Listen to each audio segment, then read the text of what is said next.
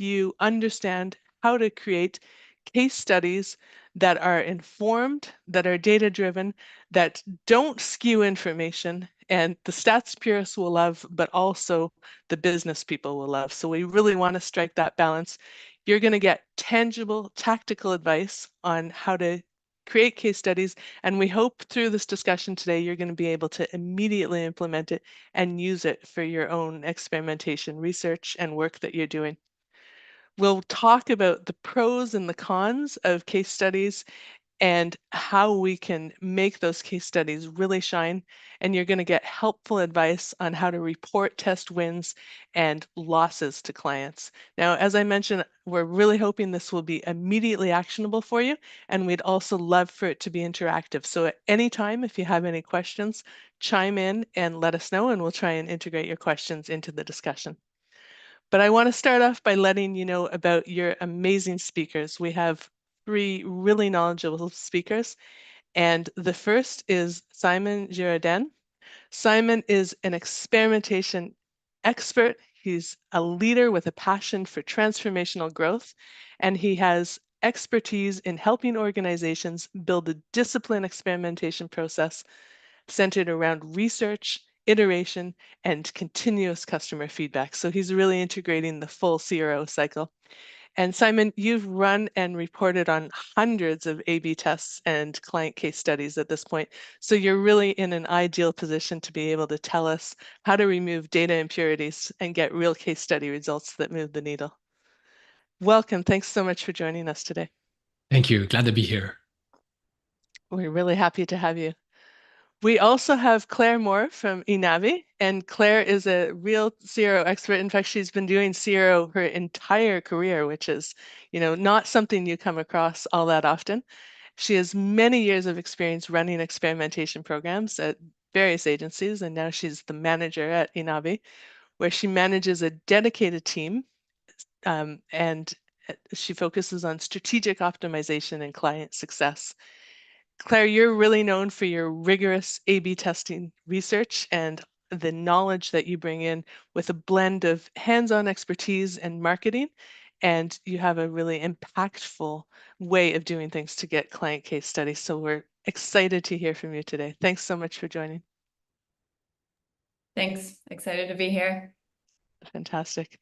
And Carlos, although you're not the Canadian contingent, you hail from Colombia right now. Interesting fact about Carlos, Carlos went to school in Lille, France. So for those of you in Paris and surrounding areas, a big bonjour to Carlos. And I actually lived in Lille for about a year, although I don't think Carlos and I's paths ever crossed. That's a neat connection that we have, and for those of you in Paris. So Carlos is now an consultant. He helps e-commerce businesses achieve sustainable growth through systematic experimentation. He's led projects on web development and conversion optimization for over 100 brands in multiple regions and verticals. So he's really seen all gamuts of the spectrum. And today he is a senior strategist at Speero, which is one of the largest experimentation resources and agencies out there. He's accomplished an experimenter. He leads sessions. He just recently led a meetup group in Colombia, and he's even produced a course on CXL and frequently speaks at industry events and conferences, including today's webinar, which you're privileged enough to have Carlos and his perspective chime in today. So Carlos, we're really happy to have you here. Thank you. Thank you. Thanks so much for the invite. Yes, we're really happy to have you. And for myself, I am Deborah O'Malley. I'm the founder of GuessTheTest, which is a A/B test case study resource. I run the award-winning conversion agency Convert Experts, where I help clients implement the knowledge from case study insights into practice. I teach at Queen's University, and I recently also produced a course on LinkedIn Learning. And when I'm not doing all that, I like to make homemade fudge and burn it off at the gym. So that's a little bit about me. We're really happy to have you here today, and we have a jam-packed webinar, so we're going to go ahead and get into it. And Simon, I'd like to start with you. And the first question that I have for you is all around published online case studies. Now, they come, as we know, with a lot of misinformation and false reports. And the problem is that results can look amazing, but when you start to unpack the study data, it turns out there can be a lot of problems like low sample sizes, untrustworthy data, all these types of things. And I'm wondering what, in your opinion, needs to be done to ensure that online case studies are presented accurately to people? Well, first, I want to start from the top down, actually. And the reason we're having this conversation today is that we are not seeing a constructive conversation most of the time online. Now, why is that?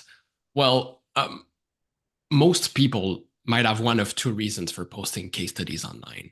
Either they're going with an inspirational intent of like showing people what can be done. And that typically is targeted at an audience of marketers and people who are not as experts in the discipline. Or you'll see expert CROs who are posting case studies aimed for other CROs and they want to showcase results and like express a success story. The issue is those two intents are very different. But also, when you kind of look at who is posting and what might be their motivations, a lot of times it seems like these people are trying to sell something. So there can be some sort of a conflict of interest motive. between what they're actually posting, but the reason they're doing it. So why I'm calling all of this here is that we're going to be talking about behaviors that make these conversations not constructive. And we're going to try to help people see a better way to post the content online, but also interact with it. And hopefully, like, we get in a place as an industry where we're able to be constructive with one another and we're able to kind of trim down the not as exciting conversations to get more to the meat of the either inspirational and kind of get excited with each other about what can be tested, or then look at results and feel confident as a group that we're working with some tests that are actually valid and make sense to even talk about. So here, we've documented the list of issues with case studies, and starting with exaggerated results, here it's just like looking at increases and uplifts that go way beyond what the average team is used to see.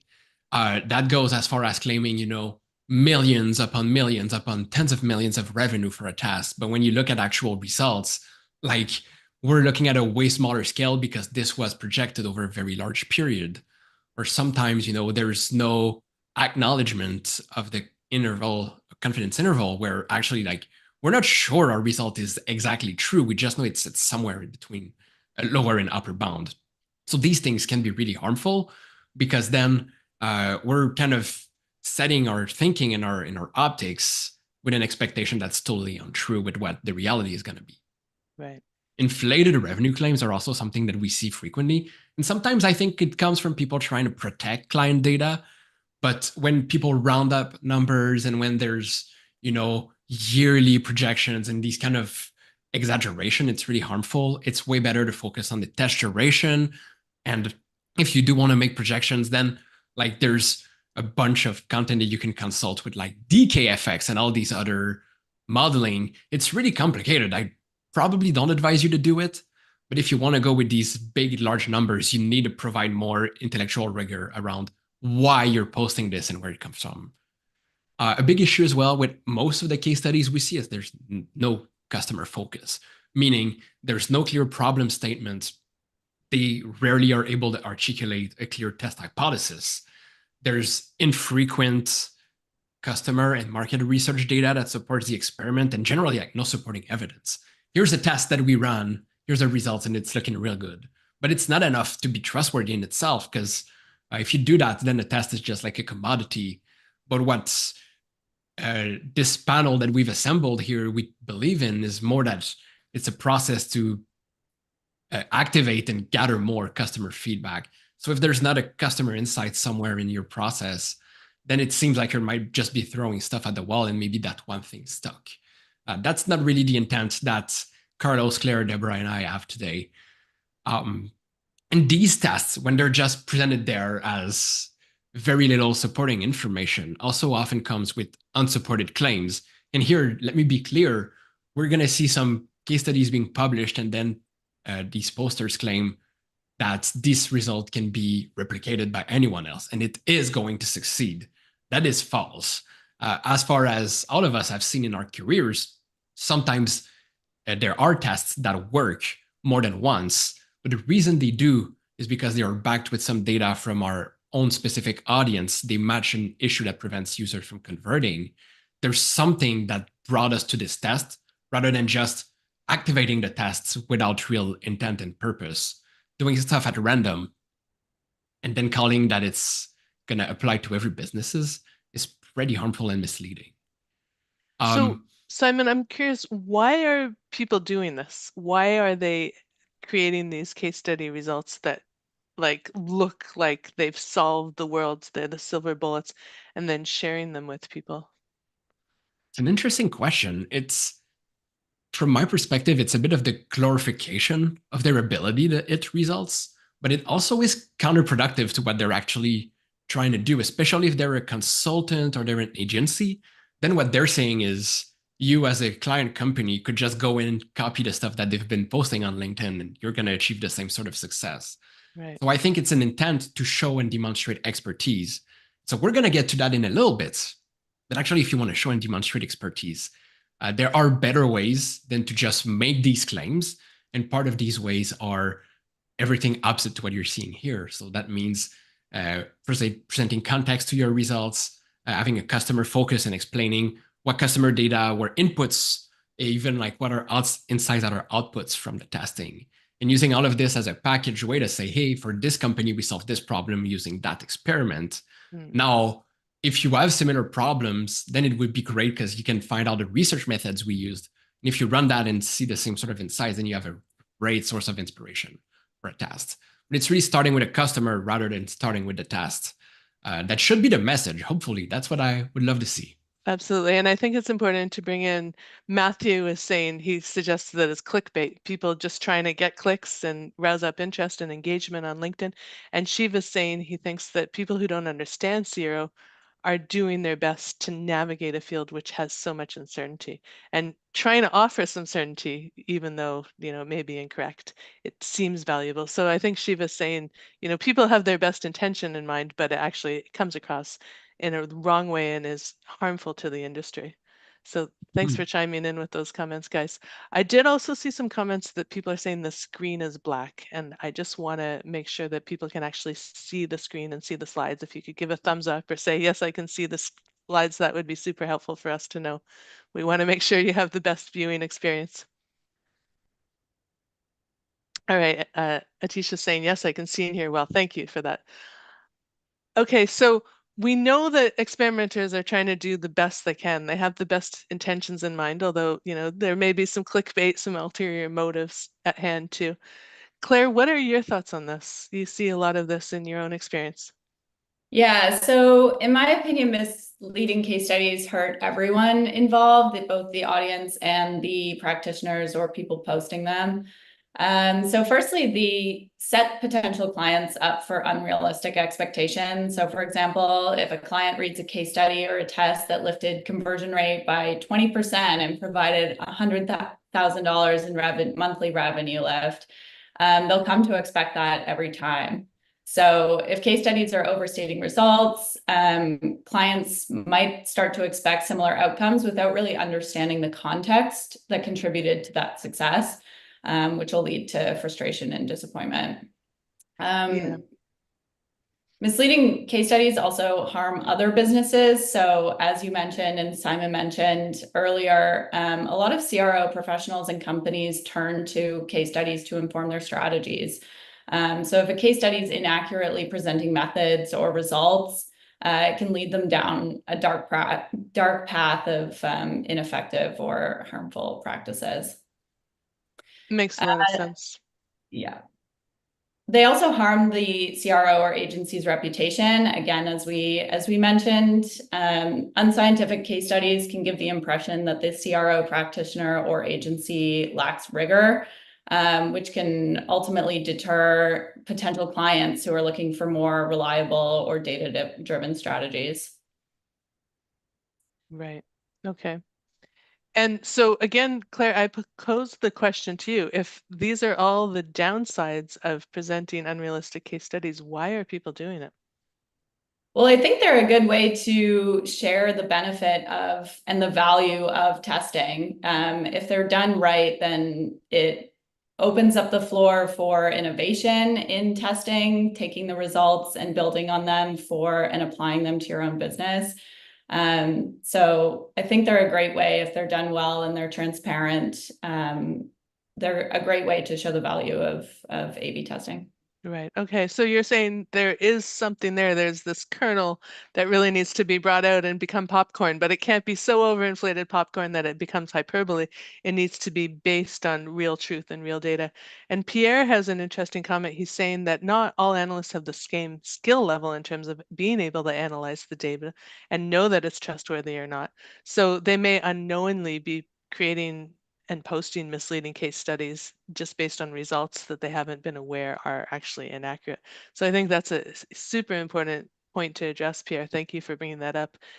We really need to, as an industry and an experimentation field, be helping to educate people on what creates a truthful case study with really trustworthy data.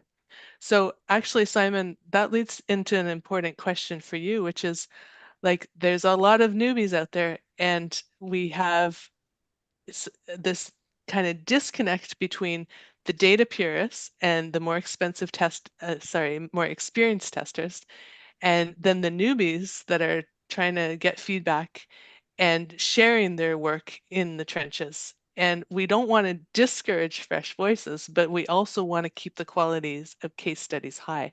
So how do we achieve this balance of having everyone have a voice in the industry and yet having the best, most educated voices rise to the top to provide education for everyone?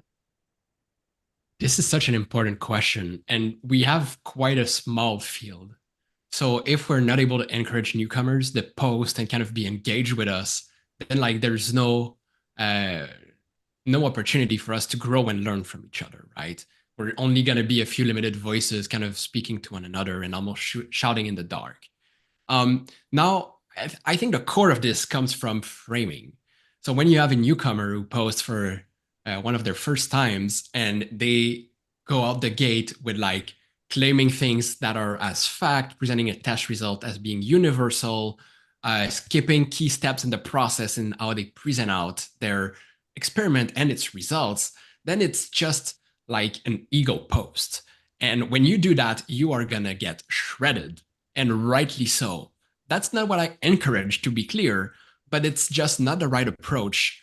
If you're coming in the field and you want to showcase that you're open for feedback, that you're trying to learn, then you should frame your content that way. Hey, here's something I run. Wonder if someone else did the same thing, or like, what would you have done differently to get to a solution for this problem? These kind of posts would get a totally different response from, I've run this test and now it's an ultimate winner. And then what we also see is some of these newcomers will turn one test win into any sort of commodity, like a checklist, like a swipe file, and they're going to claim it's going to work all the time. And there again, it works against them when they do this and they haven't built credibility. They haven't supported their test results with something substantial. So now I'm not saying to post all your results with numbers and decimals and all that, but the way you frame your content is going to affect how people respond to it. And I know for a fact, if you're opening up the conversation with a question or you're like asking for feedback, I'm going to respond very differently than when you come out of the gate and just like ego post. Okay, so that's interesting. So I definitely hear what you're saying, but I'm going to play devil's advocate a little bit. And Moog, I hope I'm saying his name properly. He's saying, well, people sometimes are trying to appeal to upper management, and they're not over exaggerating or glorifying for the sake of it. They're just trying to create value for upper management and show that value, really highlight it. And Sheldon has an interesting perspective as well. He's saying from the agency side, brands sort of have to highlight the results and really showcase them. It becomes a bit of a necessary evil in order to get that buy-in. So how do we deal with that? So to me, the core issue that we're seeing is a focus on the tests. Here's a case study, here's the results, here's the test. The real value with an experiment is the actual decision the business makes. Meaning we run a test to gather confidence into making an implementation on a website. So here, if you look at our third bullet point, like this is really what we're trying to communicate to everyone today, is that the test itself is a key tool in your decision-making process. It might not be the only input. So what really matters is we found a problem with our customers in our website. We fixed it via an hypothesis and ran a test and found positive results. But now this is being implemented, and yes, there's an increase in conversion rate, there's an increase in revenue. But here's how this affected our business strategy, our marketing strategy. Here's how it changed our thinking. And so you could look at a basic copywriting experiment. I've got an example with a client team. We ran about 12 tests and project ended really early. But the reason that happened is that over those 12 tests, 5 were copywriting experiments that changed how we positioned their business. It created a lot of internal friction and issues because they weren't ready for that. But it made them evolve their thinking. And as a client, they needed to pause a project to reassess, how do we present our product? What's our price point? How do we bundle different product offers? So that is truly transformational for a company. Now, if I'm focused just on, we did a copywriting test, it looks cool and it's kind of focused on the experiment. But when I presented this, just like I did, there's a bigger focus on the business strategy, on how we drove change in the organization. And I think that can speak to high-level leadership as much, if not more, than just showing them green numbers that go up. It's easy to fabricate that, but it's much harder to like showcase how this process can be transformational for their business and not just, a marketing tactic.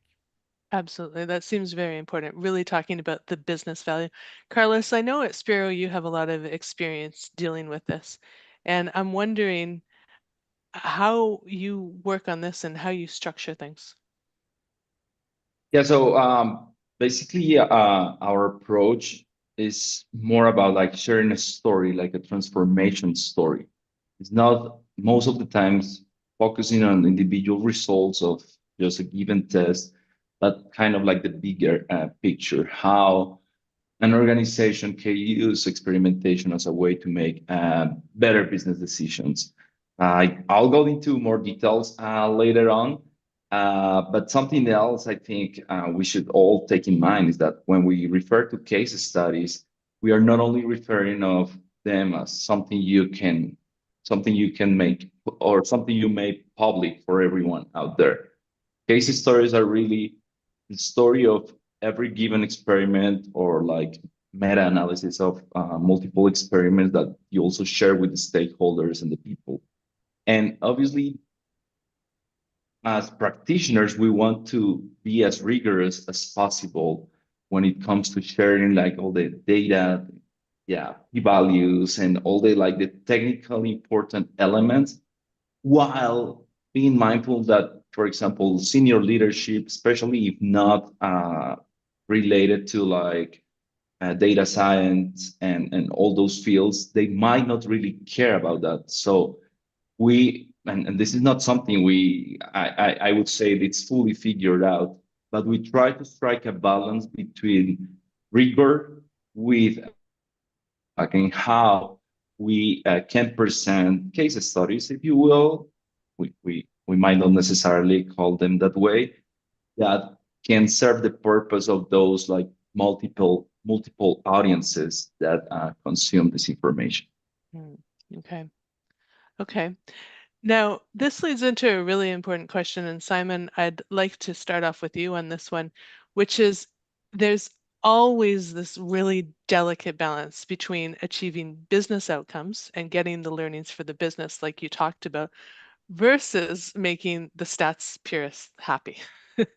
And I see Ronnie is on the call and he's already shared a great link with us, which is how to share A/B test case studies and make them trustworthy. And Ronnie is one of the people I consider I have to appeal to in GuessTheTest case studies because he's very knowledgeable with stats and he can scrutinize data and look at it and say, no, it's not right. Now, Ronnie has that upper knowledge that a lot of the newcomers we talked about don't have. And I often on Guess the Test get a lot of case studies submitted that people think they're great case studies. They think they've gotten a great uplift, but when the data is analyzed from a test trustworthiness perspective, it turns out, it's complete garbage. They shouldn't have even ran the test in the first place. Pierre has chimed in and he said, share the p-values in addition to the uplifts, and that's really going to help get the test trustworthiness data out there. And I think Ronnie would probably agree with that. But I'm wondering, Simon, from your perspective, how do we achieve that balance between business outcomes, shipping it, getting it done quickly, finding that uplift, and still ensuring that we have reliable, statistically significant results? So we talked about results, and I actually want to take a step back here and talk about how do you set up your test so that you achieve those trustworthy results. And we talked about, the p-values. We talked about the sample size that is required for an experiment to be valid. Those things are table stake. Like there's no compromise to be made there. If you set a target confidence level, you are not allowed to change it because you're close to it. But let's actually go back to how do you set up your test so that you even have these valid results down the road. It starts with a clear and documented process. And that means, you know exactly which team members are going to be involved at each step. You know that like part of best practices, the person who does the test strategy should not be the person who reviews your test results. I know that in practice, that is rarely the case, but it should be, because otherwise you have biases when you're reviewing those results, and that can be really harmful. The methodology champion is something that Manuel de Costa talks about a lot, which is you need someone who oversees the process and make sure that regularly we're following the steps, that everyone is doing their jobs, following guardrails, and that makes us confident that we're doing a good work. We also want to be enforcing governance, which is part of this, but it's also like looking back at our previous tests. What did we do right? What did we do wrong? And have this kind of always learning lens and trying to see what can be improved over time. And maybe sometimes it's worth rerunning a test when we have evolved our approach. Something else is, and we talked about this, right? An experiment should be a tool to your decision making. So a big part of running a test is actually not just the results, but the decision you make out of this. And so you need to be clear when there's limitations to your test. And sometimes that can be our sample size is not quite high, but we did run the test and we found some results, and we're making a business decision at the expense of not being a perfect test setup. But we are aware of this and we are claiming this clearly and upfront. That is key, because most businesses maybe can't run tests to the highest level of fidelity possible. But if you still want to run tests and if you still want to apply this whole process, the customer feedback loop, the data-driven approach, there's a lot of value in this. But stating your limitations is going to be key to being rigorous in the approach. Lastly is you need to always activate follow-up variants. And so a lot of the case studies are like, here's a cool test, here's a nice result, and there's no follow-up. What I'd love to see from these posts is more, here's the cool test and here's what's next. We're thinking about 3 follow-up variants that could activate the same hypothesis. And there's 2 more hypotheses that could be good to test down the road. We're going to document that in our backlog. We're going to prioritize them. Then at one point, we're going to activate.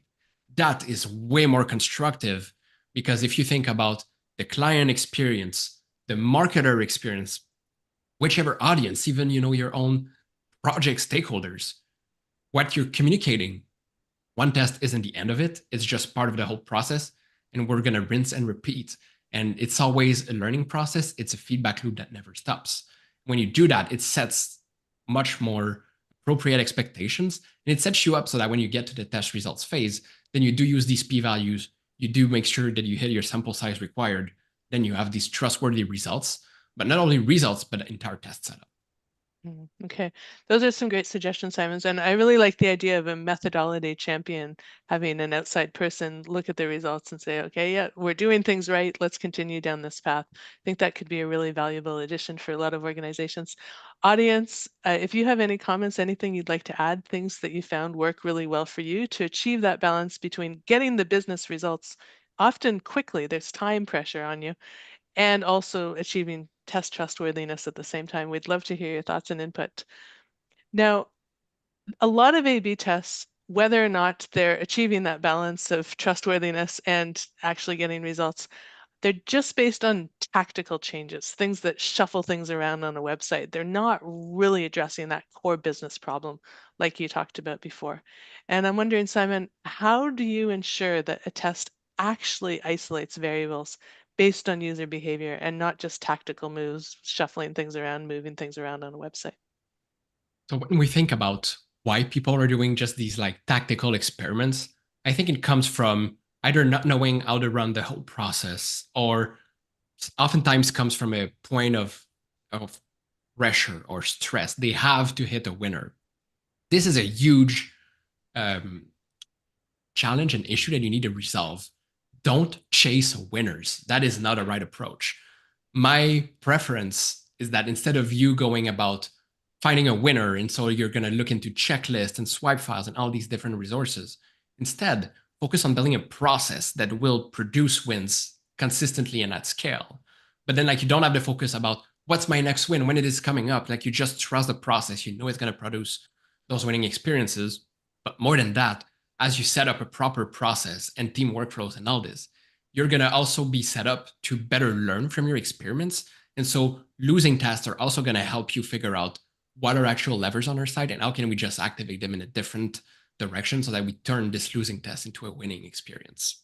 So if you want to build a strategic test rather than tactical, you need to start with your 90-day KPI, which is what is the business focused on? Because if you're testing something that doesn't matter to the business, then it's not going to matter to stakeholders, and it's ultimately not going to generate interest. The project is likely not to succeed. You want to gain a deep understanding of conversion roadblocks. So that means customer data points, market research, and framing those findings as a problem statement. And ideally, you have a triangulation, multiple research methods and insights all point towards this singular issue. That tells you that it's important. Then you have a prioritization score that helps you verify that against other testing hypotheses, this ranks really high. It is one of the best ideas that we have. So we come out of the gate, we immediately test what is the most likely to have an impact, the most likely to be executed and developed by our team so that we can just launch as well.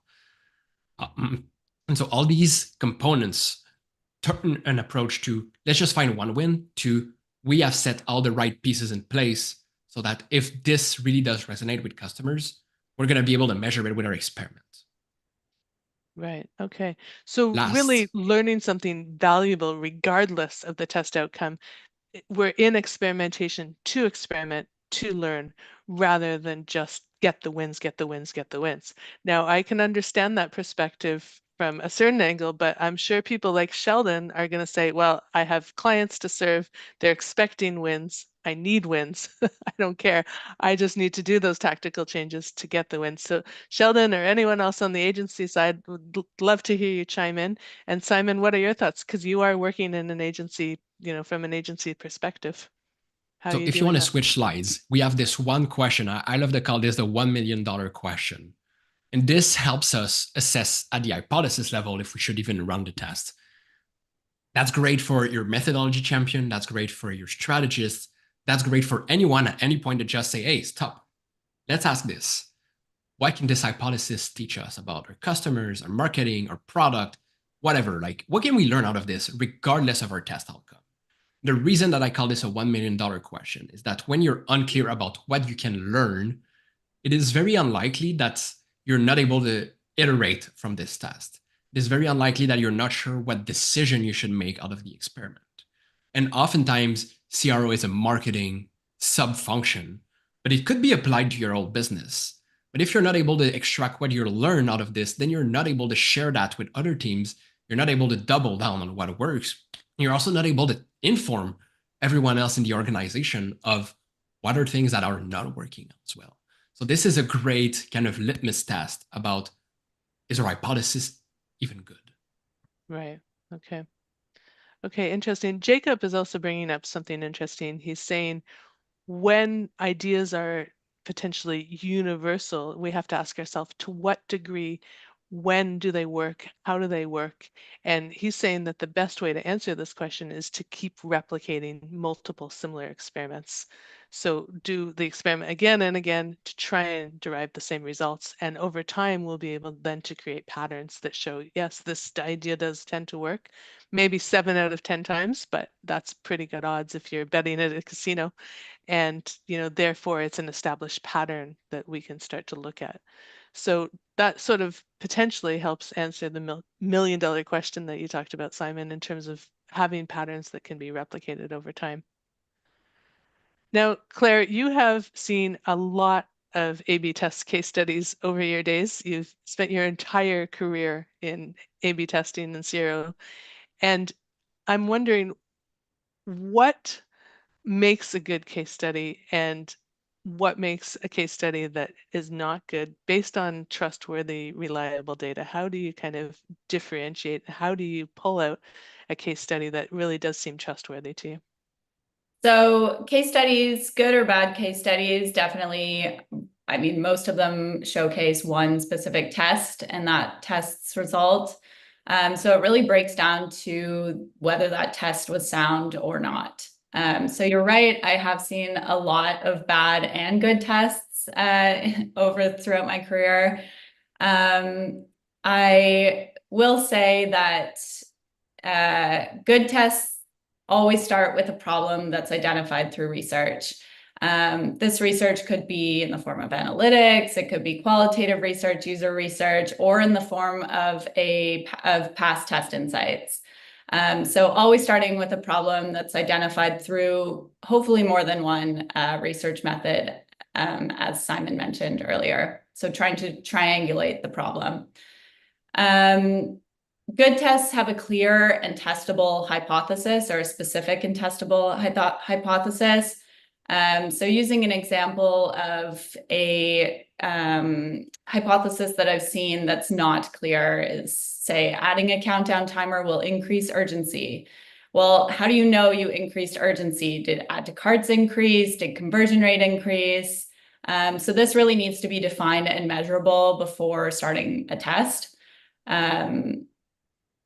Good tests have controlled and isolated variables. A lot of the time I see tests where the hypothesis was, say, adding social proof in the form of reviews and the hero of a PDP will increase add to cart rate.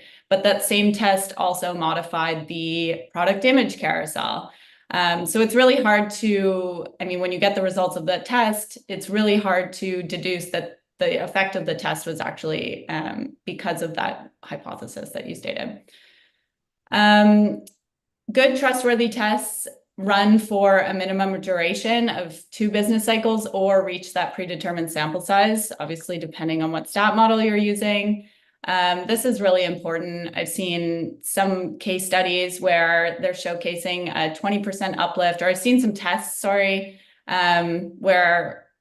the primary KPI is showing a 20% uplift with after 2 days with really high confidence in the testing tool. But when you run for the predetermined sample size or 2 business cycles, that KPI flattens out. So you can imagine how problematic it would have been to report on that 20% uplift and stop the test after 2 days. Absolutely. Yeah, so these are really good examples of what bad tests look like and what good tests look like. I'm wondering, to achieve good tests, like what you've mentioned, how does your team specifically come up with good test ideas? What is your process? Yeah, so at eNavi, we place a huge emphasis on research, so that every test, as I mentioned, starts with research and an identified problem. We look for problem areas or leaky funnels throughout the site, and then triangulate that or cross-reference that with using qualitative research or by surveying or speaking with customers, using heat map data, session recordings to try to offer explanations for why we're seeing a certain metric underperforming.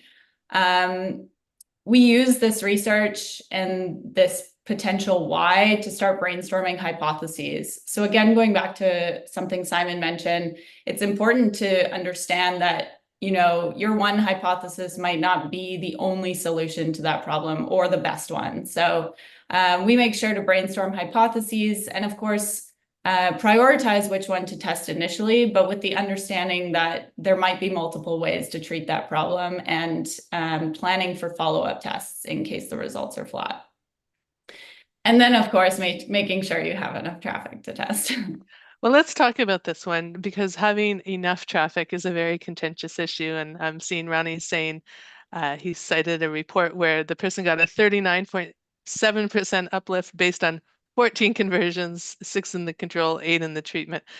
Clearly, we all know as experimenters, this is not enough traffic, but time and time again, I see in case studies that are submitted to GuessTheTest, the experimenters still don't have enough traffic at 50,000, sometimes even 100,000 visitors for variant. So what is your process for determining, quote, enough traffic? Yeah, so I want to make sure that, I mean, the stat model we use is to calculate a predetermined sample size. There are calculators all over the internet that help you do that. So making sure that you have enough traffic so that your minimum detectable effect is small enough, or your test is modifying a big enough change to observe an effect within the test. Obviously, some sites have much lower traffic.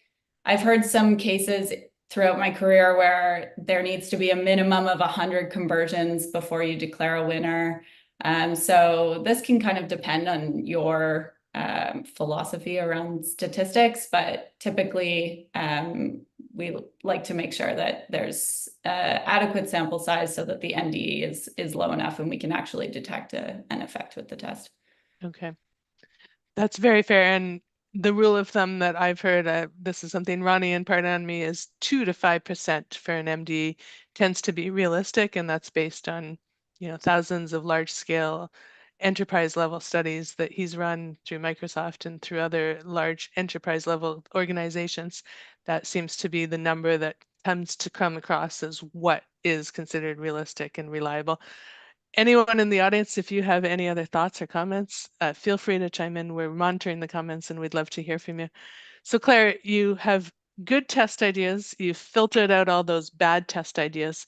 Now, what do you do to report results and present case studies to clients, even when you have a losing test? Because it's easy when you have a winning test, but even when you have a losing test, what do you do?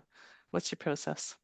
Yeah, so reporting on tests is a day-to-day occurrence for any CRO practitioner. But in my opinion, a test is really only as good as its insights. So similar to Simon's $100 million question, when I'm sharing results, whether they're positive or negative, I always want to tell a story. So starting with the problem or the opportunity or the test rationale, as well as the hypothesis, is super important for giving context to clients. A lot of clients have trouble understanding the strategy behind testing, as well as why we're running a specific test. So reiterating these problem areas or the rationale behind the test is important for giving context. Pulling insights from major segments like mobile and paid traffic also helps to tell that story and share give evidence as to what happened during the test. Sharing results, tested users, days running, significance or confidence levels, as well, to help validate the results that you're reporting on.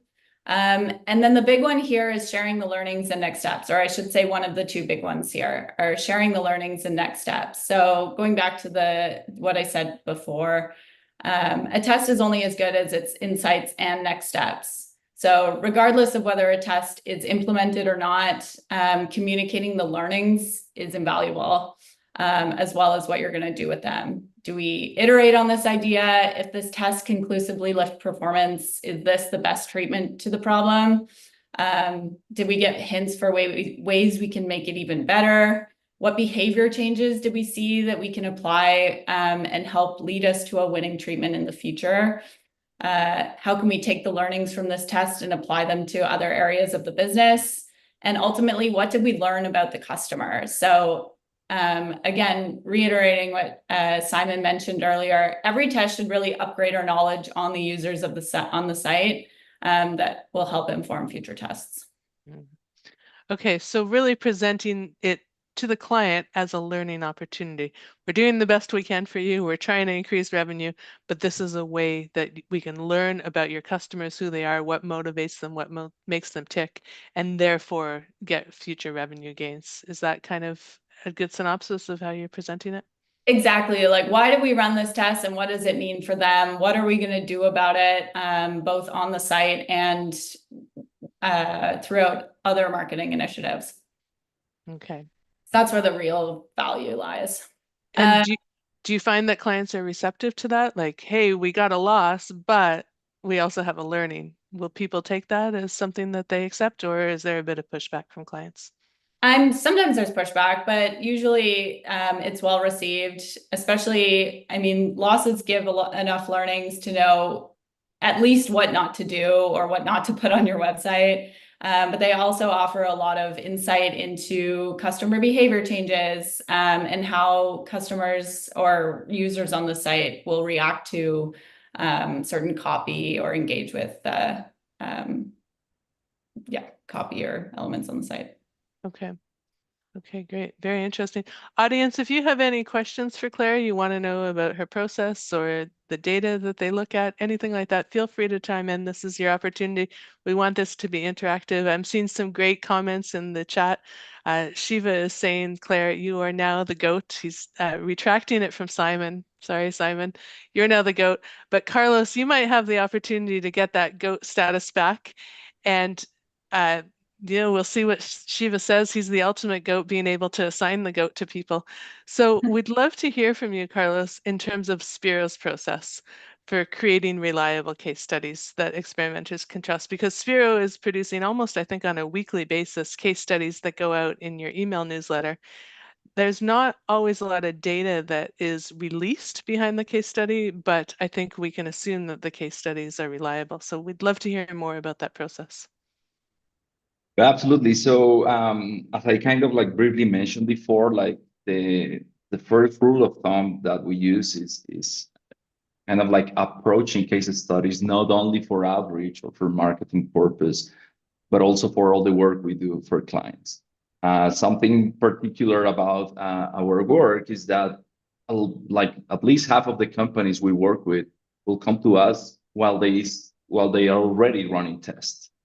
So they are already reporting, already building case studies, and we play a role of like kind of like gatekeeper to call out a lot of those issues that both Claire and Simon mentioned before. Shout out to running his book, Trustworthy Online Control Experiments, as a resource we always recommend for people to kind of understand that they cannot just be there claiming, like doing these bold claims without things like decent sample size, like multiple business cycles of runtime, et cetera, et cetera. But when it comes to this case studies approach, we try to build this storytelling structure behind it. It's more about, as I mentioned before, the story behind why a test works and highlighting the process more than the outcome.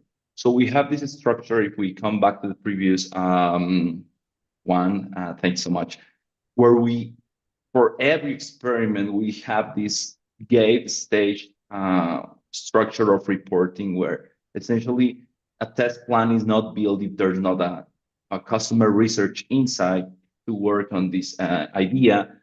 Then we don't really work on design and dev specs if there's not a test plan in place, and so on and so forth, until we get to the point where the test is run and then we have to report. There we rely on this concept of a scorecard, which is the executive summary of the test. As I mentioned before, one big limitation we need to play with here is the fact that we have learned over the years that senior management stakeholders of our clients don't really consume this content. So we have made these more complex, adding obviously like p-values and probabilities and like a lot of information, but then we realize people don't engage. It seems like maybe daunting for them, like there's too much information. So over time, we have tried to find like what's the simplest way how we get people curious about reading the whole report. If we move to the next slide, I'll show you one other problem is that, especially in e-commerce, people want to see money. And we all here know how like cautious you gotta be when it comes to estimating potential monetary impact from experiments. Uh, both of my fellow panelists here have mentioned that a lot of people make bold claims about annualizing or annualized revenue and that kind of stuff that can really mislead people. Because obviously, you're free to do that. You're free to claim that your tests are going to provide like $1 million in extra revenue, but then at the end of the year, the CFO will come and say, "Where's my $1 million?" You know. So you really gotta be cautious about this. But again, if stakeholders want to see this data, one way we have found that it's like kind of like in between those two worlds of like rigorosity and a perception for an ROI is, if we move to the next slide, the concept of observed monthly impact. So this is what we observe. If the test ran for at least 4 weeks or like a monthly period, this is where we can report just because we actually saw this. It doesn't mean it's going to translate. It doesn't mean you necessarily can annualize this information. It's more about like, we observed this. Of course, we all know like you should probably replicate those tests that are apparently too impactful. We should call Twyman's law often when there are surprising results and things essentially look too good to be true. But what we are after here at the end, if we move to the next one, is the concept of relative potential impact or revenue. It's not really about how this number will translate when annualized or when like kind of like extrapolated over time. It's more about when analyzing like multiple tests together, what or which one showed a higher impact on revenue, so that we can obviously dig deeper, potentially rerun the test, potentially prioritize between two potential implementations in terms of like maybe something that run in the same like like placement. So what I'm going to with this is the concept of the relative potential between them, what we kind of like try to educate clients about. And as Claire mentioned before, always being humble and honest about the fact that this is not like necessarily the most scientific approach or the most like like a statistically rigorous approach. It's just, as I mentioned before, like how we balance these two elements of like what people will consider useful. Just for example, in our case, these for the people we work with, our point of contacts in an organization, for them, it can mean the difference between essentially keeping their job or just getting laid off, because they need to prove that their experimentation efforts are being successful. Absolutely. Now, if So we show me the money is a great way to say it. Money talks and money really motivates. It's something I think universally, anyone where you are in the corporate ladder, it doesn't matter. Everyone understands that.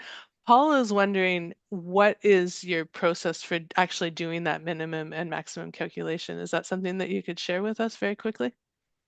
definitely happy to dig deeper into that. Feel free to reach out, Paul. I think in the interest of time, we actually need to move kind of quickly.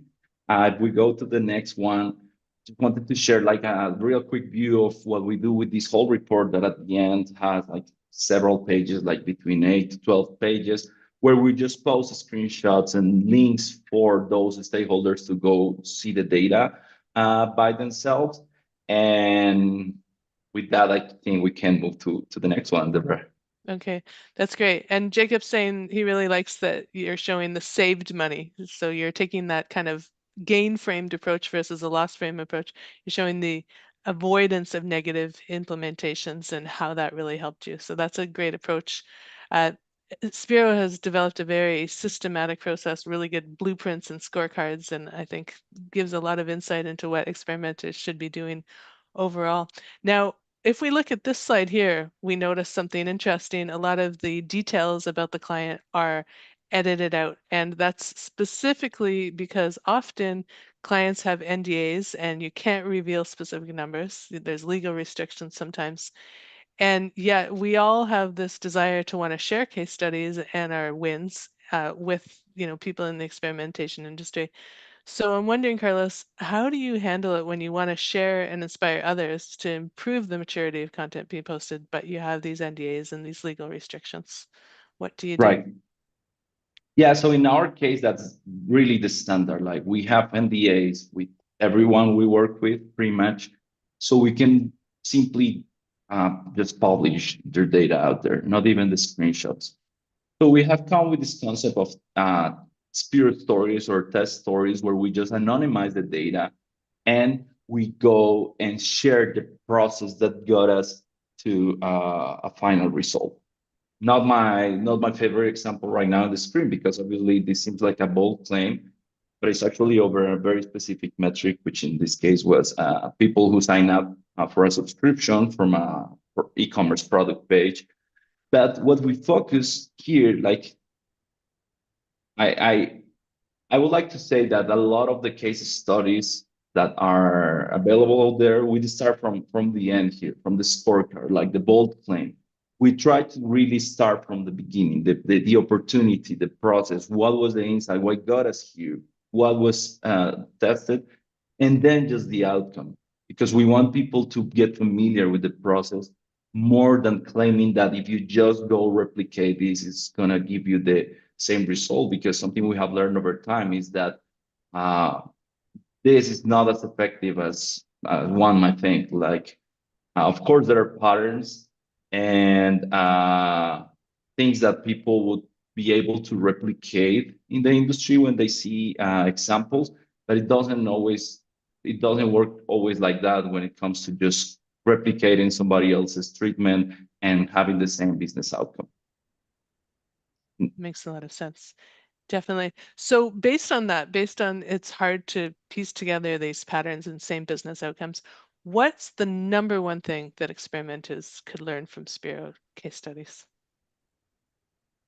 So I think that would be like, I'm clearly biased, that is sharing the concept of stories, test stories and program stories more than just individual A/B test data, especially when it comes to or acknowledging that it's hard to get trustworthy results.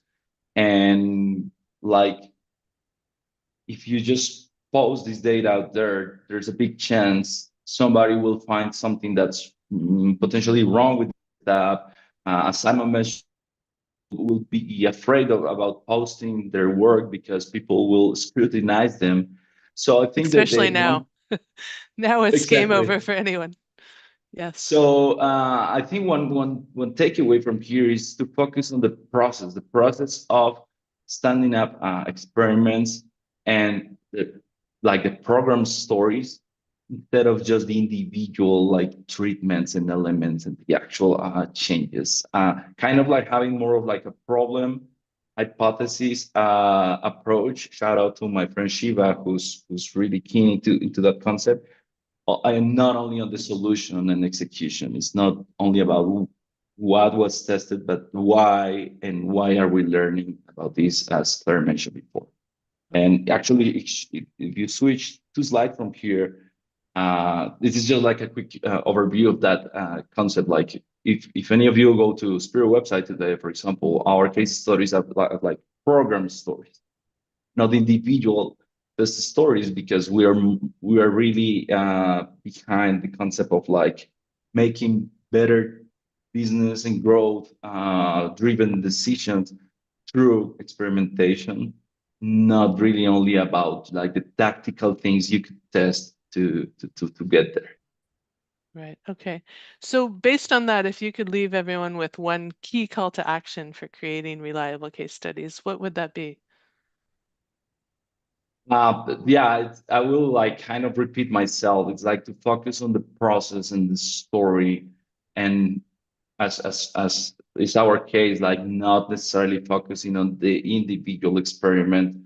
Of course, this might be different for somebody else. If you're like into data science and other fields, that might be the case. But when it comes to balancing out this business impact with rigor, my suggestion would be like kind of like focus on the bigger picture and not just the actual execution. Yeah, that's really interesting. I think that echoes a lot of what Claire has said and what Simon has said as well.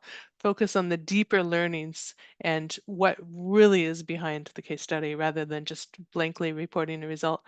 Now, we're running on time here, but I did want to leave you with something that I think will be really valuable for you, which is a case study framework or template that might be helpful for you to help position your case studies going out into the future so that you're presenting them both in a way that's reliable and statistically significant.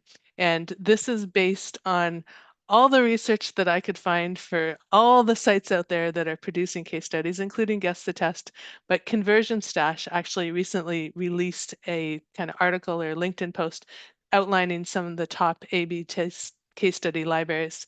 Avito is one of them. They're a newer resource. They claim to be the world's largest A/B test case study database based on 20 years of e-commerce research.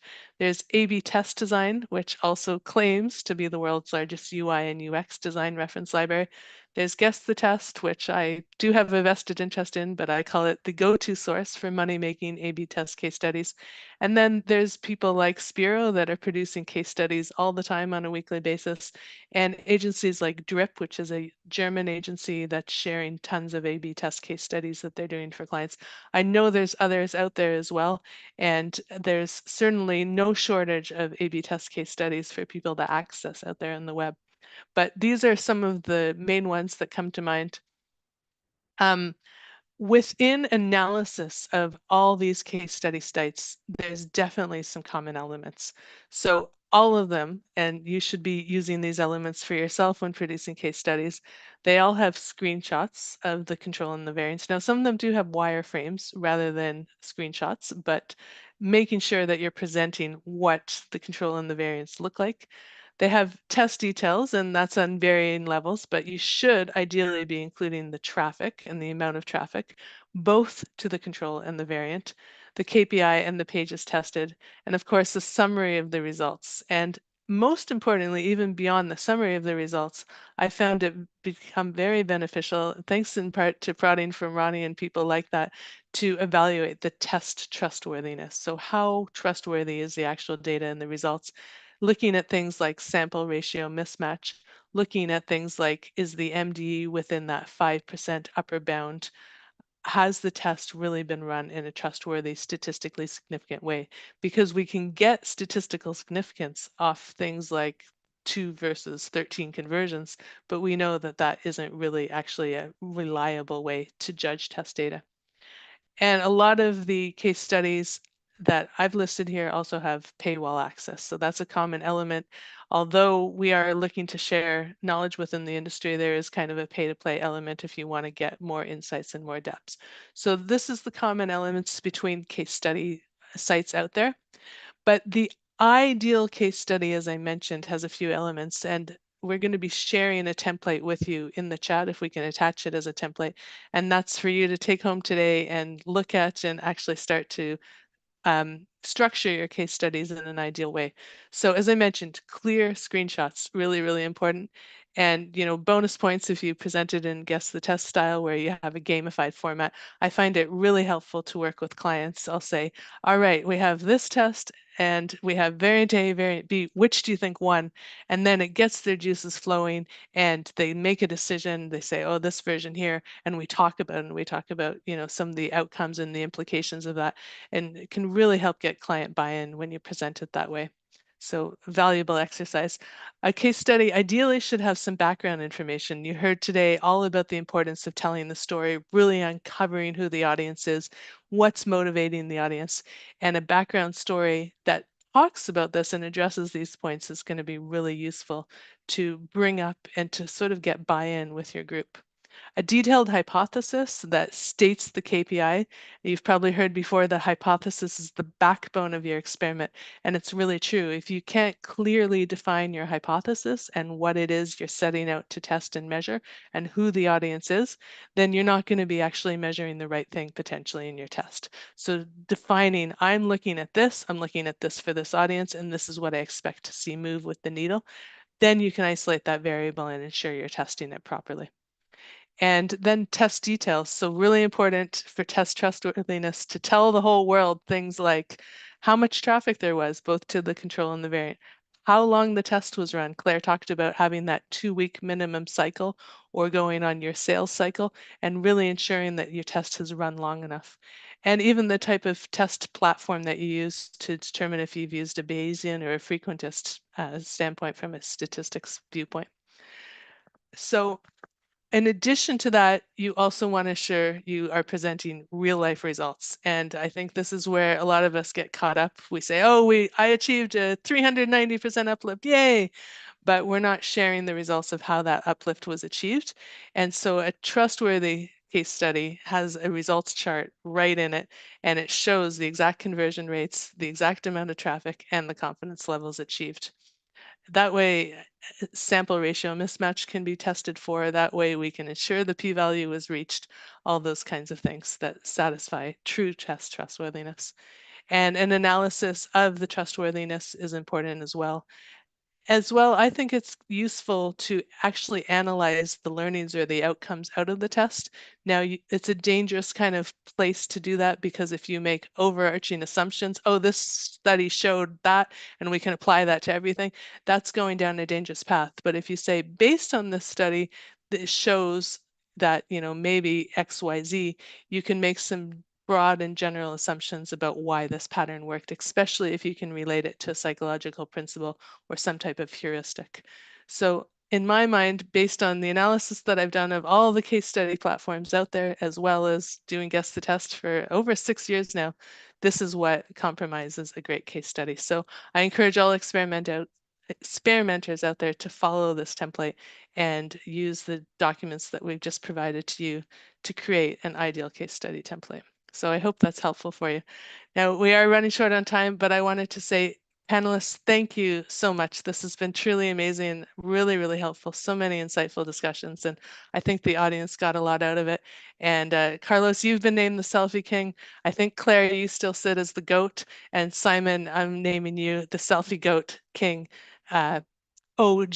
So there you go. Simon, if people want to get a hold of you as the OG, where do they contact you? Yeah, LinkedIn is the best place to reach out. If you want to just send a message, you're more than welcome. I do post stuff pretty regularly and try to focus a lot on process. I'm pretty passionate, so if you want to get into a conversation with me, please just feel free to hit a message. Otherwise, you can visit our website at Conversion Advocates, and there's my email address. But if you want to reach out, I really recommend you go with LinkedIn. You're going to get much faster responses. Okay, amazing. Thank you, Simon. And Claire, you're the new GOAT. How do people get a hold of you if they want to be on your pasture? So same story as Simon. LinkedIn's definitely the fastest way to get a hold of me. Email is also good. Or you can reach out to eNavi websites there. Fantastic. Well, thank you, Claire. You brought a lot of great insight today. And Carlos, Selfie King, I want a selfie with you, so we're going to have to arrange that. If people want more than a selfie, how do they get a hold of you? Definitely LinkedIn. I regularly post some selfies there. So yeah, best place to connect and continue the conversation. Okay, fantastic. Well, thanks so much for being part of today's discussion. And if anyone wants to talk to me, although I don't know why you'd want to do that, you can get a hold of me on LinkedIn as well and on Guess the Test. I'm always happy to answer questions and help you out. I love experimentation, very passionate about it. So audience, thank you so much. We are thrilled to have you here today. Before you hop off, I do have something really important that I want to say. CRO month is taking place with Convert over November, and they have an amazing alignment of activities and events and initiatives that are happening over the month. So the first thing that's happening is this panel that you are part of. It's a little preemptive for November because we're still in October. We're almost there. So because you attended today's session, some really good news, you're already automatically enrolled to win one of the CRO month prizes, which is a new iPhone. So thumbs up for that. If you also look into the Speak Up to Up Level contest for women in experimentation, you can win $1,000 in cash prizes and a $1,000 ticket to Aaron Weigel's design course. Now, this is open to women and non-binaries, but if you're not in that category, don't worry, because we're also having a 21-day data analysis challenge that anyone is able to take part in. And it's with these amazing leaders here. They're going to be giving you tried and tested tips straight from the trenches to LinkedIn to read and interpret data. So really, really useful if you're struggling on how to actually get statistically significant results or make sense of it in a way that is trustworthy. These leaders will be able to help you. And for anyone who engages with Convert business posts on LinkedIn throughout CRO month, they'll enter into the contest and increase their chances to win. So the more you engage, the better your chances to win. And what will you win? You could win an iPhone 16 Max Pro, which would be amazing, I'm sure, a $300 Amazon gift card or a $200 Amazon gift card, simply for engaging and being part of the community. So a really, really great incentive. And there's going to be a leaderboard to track progress. And if you want stickers, which I recently received mine and put them on my water bottle, you can get those as well. They're a lot of fun, really cool designs and cool sayings. So I definitely encourage you to check out Convert's LinkedIn page, and the link is here. Glad maybe you could throw that in the chat. If anyone has any final questions or any final comments, we'd love to hear from you. And you can just type your comments or questions in the chat. And otherwise, we want to say thank you so much. It was really, really great having you today. And panelists, thank you for all your knowledge and insights. This was an incredible discussion. So thank you. Thank you, Deborah and Convert for the invite. It was a great session. All right, we'll say bye to all the attendees. Thanks again. And panelists, just stay on the line.